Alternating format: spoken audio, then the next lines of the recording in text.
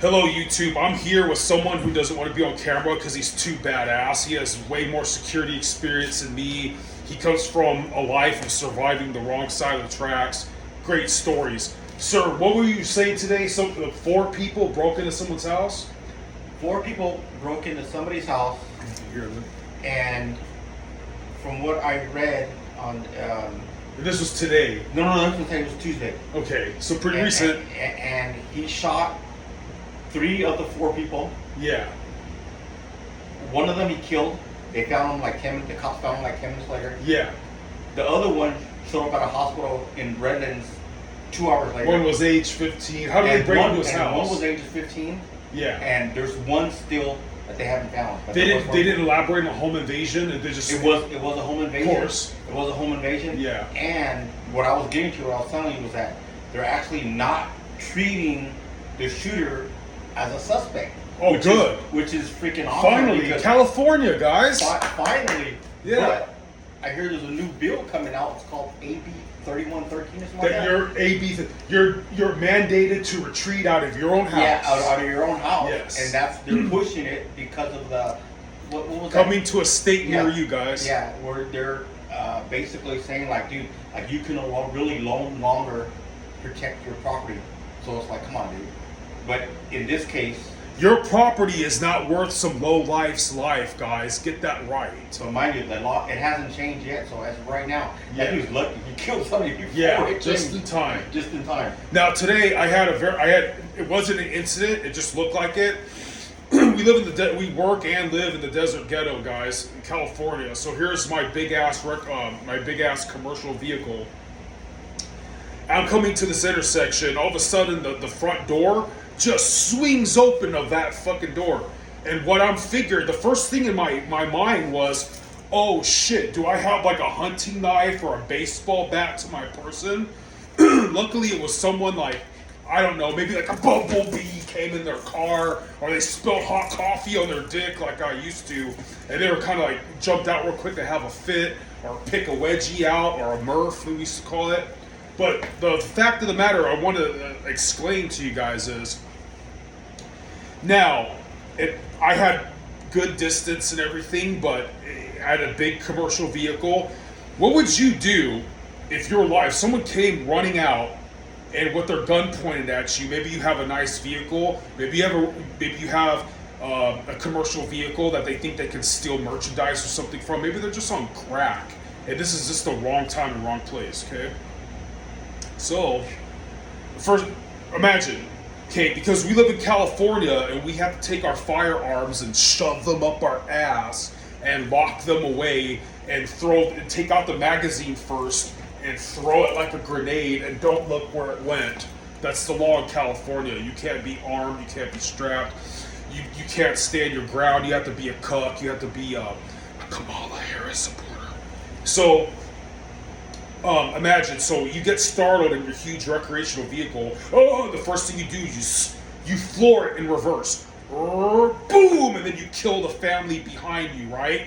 And then you're like, oh, and then you try to run over the person who's shooting at you. Doosh, doosh, it hits the window. Maybe you ducked and it didn't hit you. Now you're fucking breathing glass that you're gonna start coughing up blood later. I guarantee you will.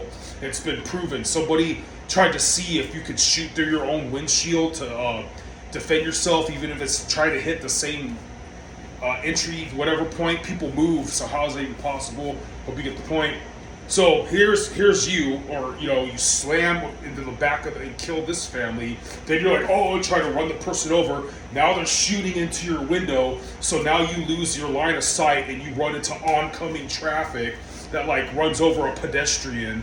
And now, just because you couldn't be armed, because you weren't allowed to have your Second Amendment not infringed, it made a scenario because of this low-life piece of shit.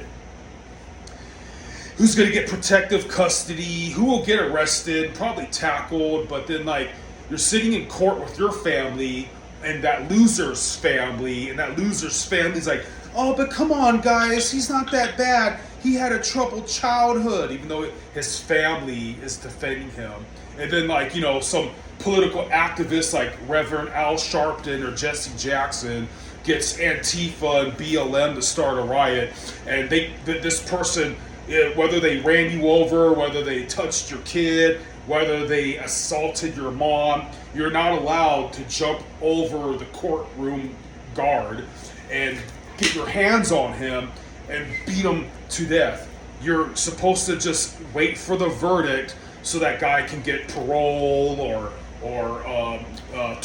10 years, slap on the wrist, he can get incarcerated with all his relatives or his own demographic of people, and now he gets 3 squares of meals a day. And at best scenario, if he does pay the ultimate price for what he deserves, he gets a peaceful death of lethal injection, where you have to stew in the rest of your life in debt and hospital bills, PTSD, and you have to sit there harboring so much unforgiveness and so much bitter hatred the rest of your life.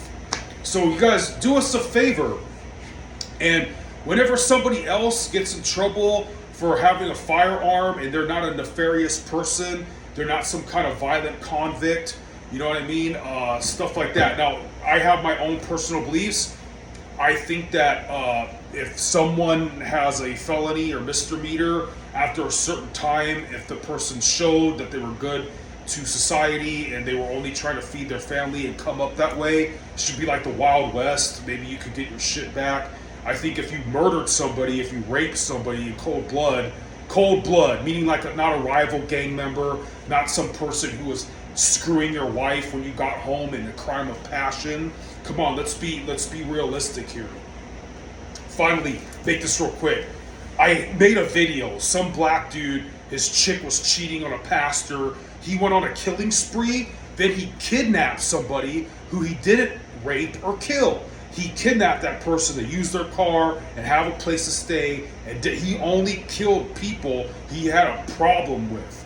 And he got life in custody. He got the shit beat out of him. He had the judge berate him. You're not allowed to. I'm not saying kill people I'm not trying to fucking say shit like that. I'm just trying to say crimes of passion are different than people who did crimes of passion, other bad passion, like touching kids and shit. Those are the kind of motherfuckers that should be, burned alive and never have a gun again, of course. Some shady ass shit like that, where people are doing a drive-by shooting, they had no regard for collateral damage. Of course they should lose their freedoms at all.